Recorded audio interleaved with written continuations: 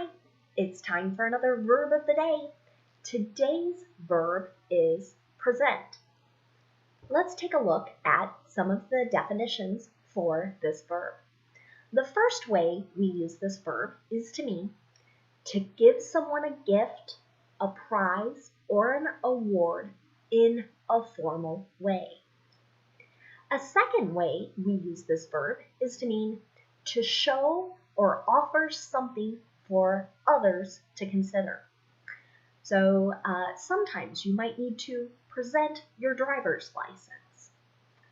Could be for many different reasons, to verify your identity. So again, you're showing it so someone else can consider it.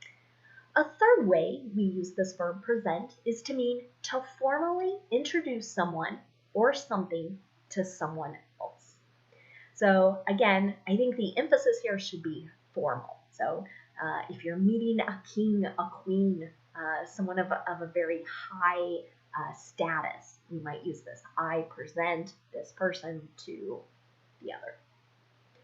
A fourth way we use this verb is to mean to exhibit a particular quality or appearance to others. Present is a regular verb. To make the progressive tense, we're going to add ing to form presenting.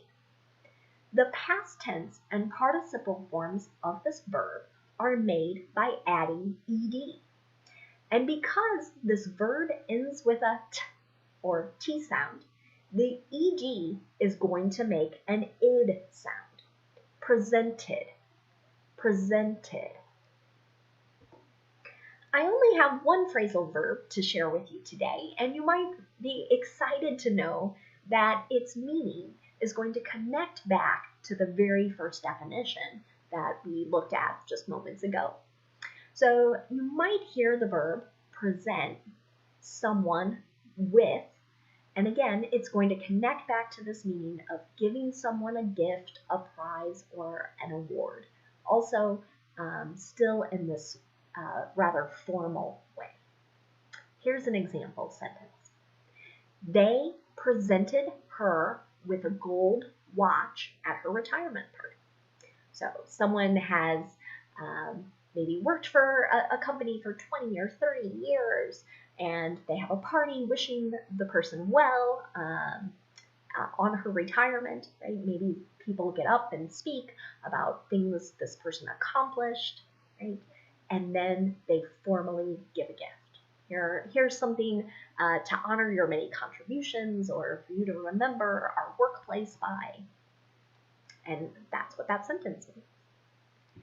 We're going to continue practice using our verb of the day and compare active voice to passive voice. And today we're going to do it in the simple present. Both of the sentences I share in the affirmative are really going to have the same meaning. I'm just showing you two ways that similar ideas can be explained. And if this happens to maybe be the first time you're watching a video, I'll put a link down in the comments to a place where you can find some additional explanation about the differences between active and passive voice. So let's take a look first at active voice in the simple present. To make this verb tense, it's really quite easy if our subject is I, you, we, or they. It's just going to be the base verb, no spelling differences whatsoever.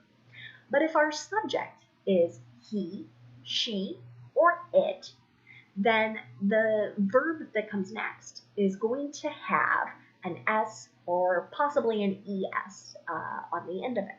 So let's take a look at an example sentence. The mayor presents the award to a resident every August. So we're using simple present in this sentence because it's a habit or a routine, something that happens every August. Okay? If I wanted to focus more on the award, I might use passive voice. And to make passive voice in the simple present, I'm going to use a present form of be, you're more likely to hear is or are used. And then we're going to use the participle form of the verb. So here's the same sentence, but in the passive voice. The award is presented to a resident every August. If I want to make negative simple present in the active voice, I'm going to use do not and then the base verb, or does not and the base verb. Here's an example sentence. If a passenger doesn't present documents at boarding, the passenger will be denied. This goes back to our second meaning of the verb. If I want to make negative in passive voice, again, I'm going to use a present form of be, and then not, and then the participle form of the verb. If documents aren't presented at boarding, the passenger will be denied. Both of these sentences came from an article about flying to various countries. Finally, let's look at making a yes or no question first in the active voice. To do this, we'll start with do or does, then we'll have our subject, and then the base verb. Does the orchestra present the concerts monthly? Next, let's take a look at yes or no questions in the passive voice. We're going to start those with a present form of be, is or are, then we'll have the object that's receiving the action followed by the participle form of the verb. Are the concerts presented monthly? You might use the passive voice in this case if you are already having a conversation about an orchestra and maybe you're sharing a time you've heard the orchestra play and someone else is asking back. So it's sort of already implied that we're talking about the orchestra. So we don't need to use the active voice here. Next, let's take a look at words that are related to our verb present. And you may have noticed this already as we talked about the present tense, but we say our noun and adjective just a bit differently than the verb. So the spelling is exactly the same. What changes is the stress. So I'm going to say the verb one more time here. Okay? Present. Present. I'm putting the stress on the second syllable of the word. But when I say the noun or adjective form, I'm going to put the stress on the first syllable. Present. Present. So let's take a look at some of the meanings first for the noun. One way we use the noun form of this word is to mean the period of time that's now occurring. So that's happening right now. Here's an example of that in a sentence. The book links the past to the present.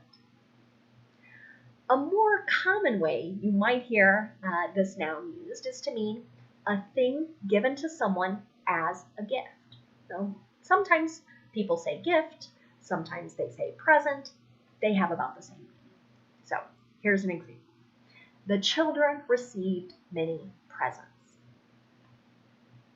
Present, again, could also be an adjective, and it has a couple different meanings. The first is existing or occurring now. Here's an example of that. What is its present condition?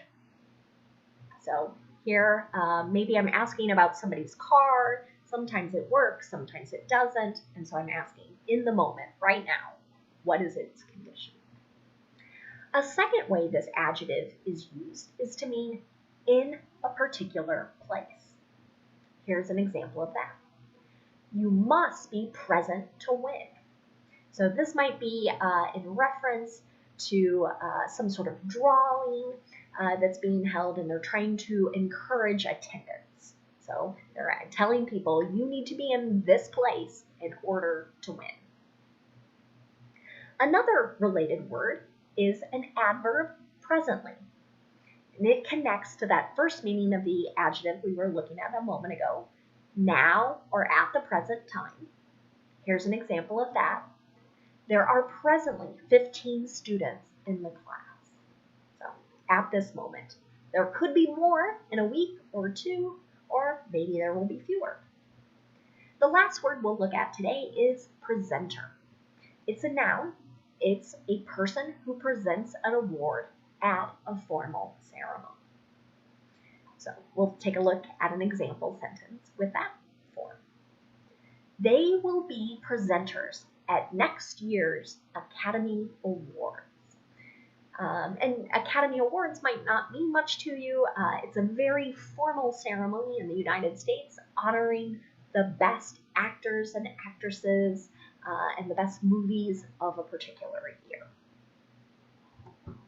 Thanks so much for watching today's video. I hope you have a great day.